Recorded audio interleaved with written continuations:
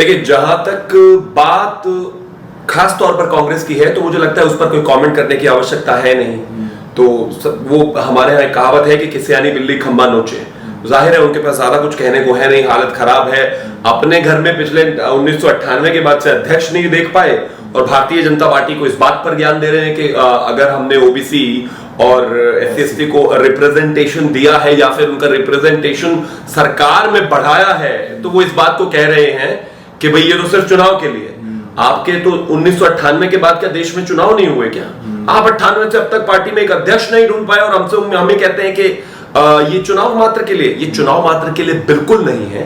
इसके लिए बहुत चीजें साफ हैं कि भारतीय जनता पार्टी का आदरणीय प्रधानमंत्री जी का ये मानना है कि सभी तबकों का रिप्रेजेंटेशन होना चाहिए और जो कि बेहद आवश्यक है। ये कोई Nehru and family private limited company नहीं चल रही है कि भाई उनके हिसाब से ही सारी चीजें फिक्स होंगी, उनके हिसाब से ही सब कुछ होगा, जिसके नाम पर मोहर लग गई बस वो उसी को मिनिस्टर बना दिया जाएगा। ऐसा भी नहीं है कि यहाँ पर नीरा राडिया बैठी हैं और बरखा दत्त बैठी हैं और दोनों मिलकर डिसाइड कर रही हैं कि कौन मिनिस्टर होना चाहिए कौन नहीं होना चाहिए। ये भारतीय जनता पार्टी की सरकार है और इस देश के प्रधानमंत्री इस बात को भली भांति जानते हैं कि किस परफॉर्मिंग व्यक्ति को कहां पर लेकर आना है, कहां करना है, उसकी जो स्किल्स हैं उनको किस तरीके से इस देश के लिए इस्तेमाल किया जाना है, यूज किया जाना है इस देश को बेहतर बनाने के लिए। तो मामला ये बहुत ज्यादा इंपॉर्टेंट है और ये जवाब उन लोगों को भी है जो आमतौर पर ज्यादातर कहते हैं कि ये भारतीय जनता पार्टी सिर्फ सवर्णों की पार्टी है, अगड़ों की पार्टी है। वैसा नहीं है। ये भारतीय जनता पार्टी सबको साथ लेकर चलने वाली पार्टी है। इस देश में आप ये देखिए कि उत्तर प्रदेश जैसे प्रदेश में एक मुख्यमंत्री है, वो युवा है, वो प्रदेश को चला रहे हैं, बहुत शानदार तरीके से चला रहे हैं। देश में उनकी लोकप्रियता है। एक 52 साल के व्यक्ति हैं जो करीब 34-35 से ज्यादा चुनाव हार चुके हैं, कोई लोकप्रियता नहीं है, पूरा देश उनको मॉक करता है, हर जगह दुनिया उनको पप्पू किस लिए बुलाती है, सिर्फ उनके अपने बयानों वक्तव्यों की वजह से। तो ये जो चीज है ये बहुत साफ है। और दूसरी बात ये भी कि भारतीय जनता पार्टी में सिर्फ चाटुकारिता परिवार की ही बात नहीं है। यहां पर आपका बड़े परिवार से आना आवश्यक नहीं है। आप एक गरीब समाज से भी आते हैं, गरीब तबके से भी आते हैं, कहीं से भी आते हैं। अगर आप में वो काबिलियत है तो जो केंद्र है, जो लोग हैं, जो प्रधानमंत्री जी हैं, वो इन सब चीजों को देखकर आपको जरूर मौका देंगे और देते आए हैं। और 2014 से ये हमने स्टैब्लिश किया है लगातार। सर, आज प्रधानमंत्री का जो मंत्रिमंडल का विस्तार हुआ है उसमें 27 ओबीसी से हैं और 12 SC से हैं। तो इस पर विपक्ष जो मल्लिकार्जुन खड़गे है कांग्रेस के नेता, उन्होंने कहा है कि ये तो सब चुनाव को ध्यान में रखते हुए किया जा रहा है। क्या लग रहा है आपको, ऐसे बयान क्यों दे रही है कांग्रेस? देखिए, जहां तक बात खास तौर पर कांग्रेस की है तो मुझे लगता है उस पर कोई कमेंट करने की आवश्यकता है नहीं। तो वो हमारे यहाँ कहावत है कि सियानी बिल्ली खंबा नोचे। जाहिर है उनके पास ज्यादा कुछ कहने को है नहीं, हालत खराब है। अपने घर में पिछले 1998 के बाद से अध्यक्ष नहीं देख पाए और भारतीय जनता पार्टी को इस बात पर ज्ञान दे रहे हैं कि अगर हमने ओबीसी और SC/ST को रिप्रेजेंटेशन दिया है या फिर उनका रिप्रेजेंटेशन सरकार में बढ़ाया है तो वो इस बात को कह रहे हैं कि भाई ये तो सिर्फ चुनाव के लिए। आपके तो 1998 के बाद क्या देश में चुनाव नहीं हुए क्या? आप 98 से अब तक पार्टी में एक अध्यक्ष नहीं ढूंढ पाए और हमें कहते हैं कि ये चुनाव मात्र के लिए। ये चुनाव मात्र के लिए बिल्कुल नहीं है। इसके लिए बहुत चीजें साफ हैं कि भारतीय जनता पार्टी का आदरणीय प्रधानमंत्री जी का ये मानना है कि सभी तबकों का रिप्रेजेंटेशन होना चाहिए और जो कि बेहद आवश्यक है। ये कोई Nehru and family private limited company नहीं चल रही है कि भाई उनके हिसाब से ही सारी चीजें फिक्स होंगी, उनके हिसाब से ही सब कुछ होगा, जिसके नाम पर मोहर लग गई बस वो उसी को मिनिस्टर बना दिया जाएगा। ऐसा भी नहीं है कि यहाँ पर नीरा राडिया बैठी हैं और बरखा दत्त बैठी हैं और दोनों मिलकर डिसाइड कर रही हैं कि कौन मिनिस्टर होना चाहिए कौन नहीं होना चाहिए। ये भारतीय जनता पार्टी की सरकार है और इस देश के प्रधानमंत्री इस बात को भली भांति जानते हैं कि किस परफॉर्मिंग व्यक्ति को कहां पर लेकर आना है, कहां करना है, उसकी जो स्किल्स हैं उनको किस तरीके से इस देश के लिए इस्तेमाल किया जाना है, यूज किया जाना है इस देश को बेहतर बनाने के लिए। तो मामला ये बहुत ज्यादा इंपॉर्टेंट है और ये जवाब उन लोगों को भी है जो आमतौर पर ज्यादातर कहते हैं कि ये भारतीय जनता पार्टी सिर्फ सवर्णों की पार्टी है, अगड़ों की पार्टी है। वैसा नहीं है। ये भारतीय जनता पार्टी सबको साथ लेकर चलने वाली पार्टी है। इंपॉर्टेंट ये भी है कि मैं छोटा सा एग्जांपल आपको जिला पंचायत चुनाव के दे देता हूं। अगर मैं खास तौर पर इस जाट बेल्ट की ही बात करूं जिसको कहा जा रहा है कि बहुत नाराज है, वो 17% वोट शेयर है उनका, लेकिन जिला पंचायत अध्यक्षों में उनका रिप्रेजेंटेशन करीब 47-48% का है। तो योगी आदित्यनाथ जी की सरकार भी बिल्कुल वही कर रही है। सबसे ज्यादा इंपॉर्टेंट चीज यही है कि किसी भी समाज को साथ लेकर चलना, उसको आगे बढ़ाना और देश के लिए कैसे उनको इस्तेमाल किया जाए, कैसे उनकी सेवाएं ली जाए, ये बहुत महत्वपूर्ण है। इससे भी ज्यादा जरूरी चीज ये है कि 13 वकील हैं, 6 डॉक्टर हैं, 5 इंजीनियर हैं, इसके अलावा 7 पूर्व अधिकारी हैं। तो ये कॉम्बिनेशन है, और कॉम्बिनेशन की बेहतर ये चीज है कि जो औसत उम्र है कैबिनेट की वो 58 साल से कम हो गई है। 14 मंत्री हैं जिनकी उम्र करीब करीब 50 साल से कम है। ये भारतीय जनता पार्टी है। ये स्टैंडर्ड्स आप समाजवादी पार्टी या कांग्रेस से नहीं उम्मीद कर सकते। वहां पर एक युवा को छोड़कर एक बुजुर्ग को चीफ मिनिस्टर बना दिया जाता है। मैं बिल्कुल उस अनुभव का और तजुर्बे का भी अपना सम्मान है, लेकिन एक युवा व्यक्ति जिसने काम किया हो उसको सीटें ना देना, हर रोज उसके ऊपर लड़ाइयां चलते रहना। आप राजस्थान में देख लीजिए उन्होंने क्या किया, आपने देखा एमपी में उन्होंने क्या किया, जिसकी वजह से उनकी सरकार चली गई, जिसकी वजह से जो एक युवा है, युवा के पास एक एंडलेस अपॉर्चुनिटीज है, वो देश के लिए कुछ करना चाहता है, एंडलेस एनर्जीज है।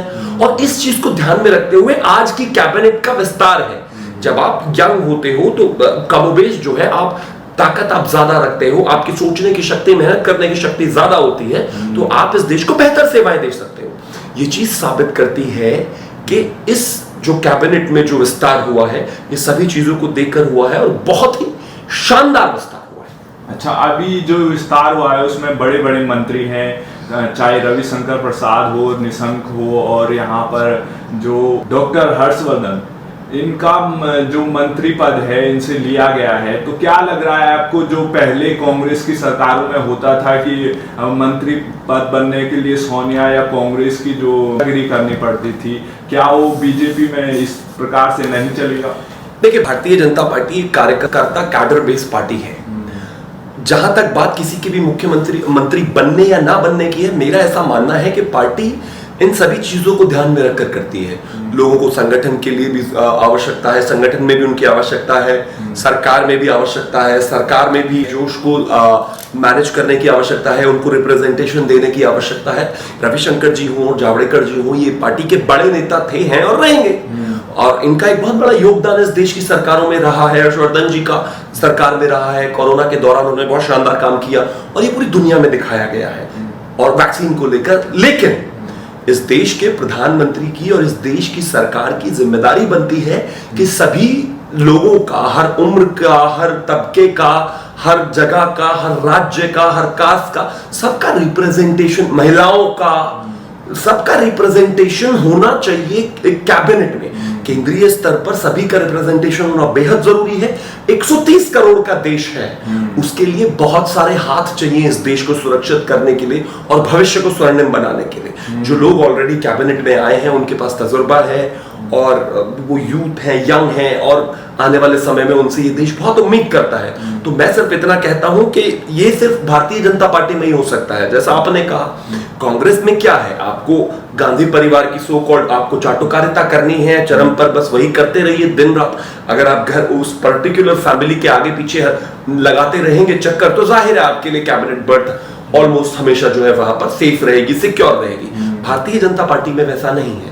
भारतीय जनता पार्टी में आदमी का परफॉर्मेंस, आदमी का काम, वो क्या करते हैं, क्या कर सकते हैं, क्या संभावनाएं हैं, इन सब चीजों को देखने के बाद ही आदरणीय प्रधानमंत्री और सभी लोग मिलकर ये तय करते हैं। और जो कि बहुत ही जरूरी है, कहीं पर कभी भी किसी को ये नहीं लगना चाहिए कि वो हमेशा वहां पर रहने वाले हैं या सिर्फ एक परिवार की चाटुकारिता करके आपको ये सब चीजें हो सकती है। नहीं, वैसा नहीं। आप एक लोकतांत्रिक देश में रहते हो और कोई भी चीज बहुत परमानेंट नहीं होती है। तो मैं कहता हूं कहीं ना कहीं ये बहुत ही बेहतर एक डिसीजन है, बहुत ही अच्छा मैसेज इससे जाएगा। और आने वाले समय में देश में आप देखेंगे कि इन चीजों को लेकर एक नई मतलब ऊर्जा होगी देश में, लोगों के बीच में एक पॉजिटिविटी का माहौल होगा। पार्टी ने भी लगातार जो चीजें लेकर आए हैं, जिस चीज को लेकर आए हैं, जितने भी नए मिनिस्टर्स को लेकर आए हैं, चाहे वो आम लोगों को करना हो, चाहे ज्योतिरादित्य सिंधिया जी की बात करें, चाहे सर्बानंद सोनोवाल जी की बात करें, चाहे अजय भट्ट जी की बात करें, ये अपने आप में एक बहुत अच्छा डिसीजन है। और मैं मानता हूं कि कैबिनेट का विस्तार, जैसा कि लगातार चर्चाएं चल रही थी, अब जमाने बदल गए हैं। भारतीय जनता पार्टी की ये नई सरकार चाहती है कि जो देश में युवा है उसको बेहतर विकल्प दिए जाए और उसी के हिसाब से धीरे धीरे करके कैबिनेट की उम्र को भी कम किया जा रहा है, यूथ को ज्यादा मौका मिला जा रहा है। हमें कांग्रेस नहीं बनना है। किसी दुनिया की सबसे बड़ी पार्टी होने के नाते हमारी जिम्मेदारी है कि लगातार चीजों को लेकर आगे बढ़ते रहें, और वो सिर्फ एक विजनरी प्रधानमंत्री ही कर सकते हैं। तो इस देश के जो प्रधानमंत्री हैं वो उतना विजनरी हैं, उनको पता है कि एक पार्टी को बड़ी से और बड़ी, और देश की सबसे बड़ी, दुनिया की सबसे बड़ी, और फिर राष्ट्रीय स्तर पर ले जाकर उसका एक ऐसा रूप अगर बनाना है, और गवर्नमेंट के तौर पर किस तरह से चीजों, गवर्नमेंट में लोगों को जगह देनी है और उनकी सेवाएं लेनी है, वो इस चीज को बहुत अच्छी तरीके से जानते हैं। वो खुद अगर 18 घंटे काम करते हैं तो वापस में जो बाकी सब लोग हैं उनसे भी वही उम्मीद करते हैं। मैं मानता हूं कि कहीं ना कहीं एक बहुत शानदार निर्णय है। 21वीं सदी का भारत कैसा हो, यहाँ पर देश के जो युवा हैं, प्रधानमंत्री मोदी कह रहे हैं कि 70% यहाँ देश में युवा हैं। दूसरी तरफ आप बात करें कांग्रेस पार्टी के जो अध्यक्ष समझ लो राहुल गांधी, वो कहते हैं कि यहाँ पर कांग्रेस में युवाओं की बात की जाती है, लेकिन दूसरी तरफ जितने भी युवा हैं कांग्रेस पार्टी से वो छोड़कर बीजेपी में आ रहे हैं।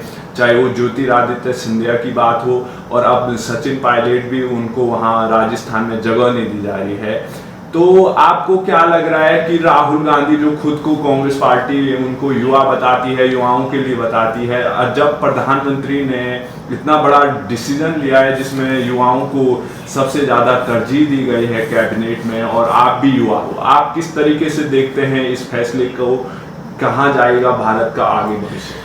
देखिए, इस देश के प्रधानमंत्री का जो विजन है वो बहुत क्लियर रहा है, उनकी जो दूरदृष्टि है वो हमेशा से बहुत साफ रही है। 2014 के आने के बाद, प्रधानमंत्री बनने के बाद हमेशा से उन्होंने एक चीज कही है, और वो लगातार सभी मंचों से बोलते रहे हैं कि हम दुनिया के सबसे युवा देश हैं। करीब 60% जो लोग हैं वो युवा हैं, जो आज युवा हैं, अब से 20 साल बाद शायद वो जोश ना रहे, या 30 साल बाद। तो उन्होंने हमेशा इस चीज को इंश्योर किया है कि इस देश के युवा को मौका मिले। राजनीति में अगर आप नए लोगों को लाएंगे, युवाओं को मौका देंगे, उनको आगे बढ़ाएंगे, और जो वो डिजर्व करते हैं अगर उनको वो सब मिलेगा, तो कहीं ना कहीं इस देश का जो भविष्य है वो स्वर्णिम होगा। क्योंकि एक युवा जो होता है वो एक युवा की तरह चीजें सोचता है, नए नए चीजें एक्सपीरियंस करने उनको आते हैं, तमाम तरह की चीजें, उनमें वो करेज होता है डिसीजन लेने का, आगे बढ़ने का, और देश को इसकी आवश्यकता भी है। और जहां तक बात राहुल गांधी के संदर्भ में है, 52 साल का व्यक्ति हमारे यहाँ युवा नहीं माना जाता है। वो एक अलग बात है कि दिल से आदमी हमेशा जवान रहे, वो अच्छी चीज है, लेकिन हमारे यहाँ 52 साल के व्यक्ति को तो एक तरीके से, मैं ये कोई ऐसा कटाक्ष नहीं है, पोते पोतियां हो जाती हैं, तो युवा वाली कोई बात है नहीं। इस देश में आप ये देखिए कि उत्तर प्रदेश जैसे प्रदेश में एक मुख्यमंत्री है, वो युवा है, वो एक प्रदेश को चला रहे हैं, बहुत शानदार तरीके से चला रहे हैं, देश में उनकी लोकप्रियता है। एक 52 साल के व्यक्ति हैं जो करीब 34-35 से ज्यादा चुनाव हार चुके हैं, कोई लोकप्रियता नहीं है, पूरा देश उनको मॉक करता है, हर जगह दुनिया उनको पप्पू किस लिए बुलाती है, सिर्फ उनके अपने बयानों और वक्तव्यों की वजह से। तो ये जो चीज है ये बहुत साफ है। और दूसरी बात ये भी कि भारतीय जनता पार्टी में सिर्फ चाटुकारिता परिवार की बात नहीं है, यहां पर आपका बड़े परिवार से आना आवश्यक नहीं है। आप एक गरीब समाज से भी आते हैं, गरीब तबके से भी आते हैं, कहीं से भी आते हैं, अगर आप में वो काबिलियत है तो जो केंद्र है, जो लोग हैं, जो प्रधानमंत्री जी हैं, वो इन सब चीजों को देखकर आपको जरूर मौका देंगे, और देते आए हैं, और 2014 से ये हमने स्टैब्लिश किया है लगातार। तो ये अपने आप में बहुत बड़ी बात है। और मुझे सिर्फ लगता है कि आने वाले समय में जिस तरह से 2014 के बाद से देश की एक गति बदली है, चाहे वो इंफ्रास्ट्रक्चर को लेकर हो, चाहे वो हेल्थ केयर, शायद वो अलग बात है कि कोरोना में कहीं ना कहीं परेशानियां रही, लेकिन चाहे उनमें सुधार की बात हो, चाहे इंफ्रास्ट्रक्चर की बात हो, चाहे तमाम तरह की चीजों की बात हो, चाहे राष्ट्रीय मतलब अंतरराष्ट्रीय स्तर पर भारत की एक छवि की बात हो, चाहे एक नेता के तौर पर इस देश के प्रधानमंत्री को पूरी दुनिया में एक अलग लोहा मनवाने की बात हो, चाहे रेलवे को ट्रांसफॉर्म करने की बात हो, तमाम वो चीजें, तमाम वो बड़े डिसीजंस जो आदरणीय प्रधानमंत्री नरेंद्र मोदी जी के दिशा निर्देश पर लिए गए या फिर उनकी देखरेख में जो काम किए गए, वो शानदार रहे। आने वाले समय में भी आप देखेंगे कि 2024 से पहले तमाम तरह की वो चीजें जो है धरातल पे आएंगी, और जो इस देश के प्रधानमंत्री जी का विजन है वो आपको आगे भी देखने को मिलेगा, और देश एक बेहतर स्थिति में होगा। धन्यवाद sir, thank you so much.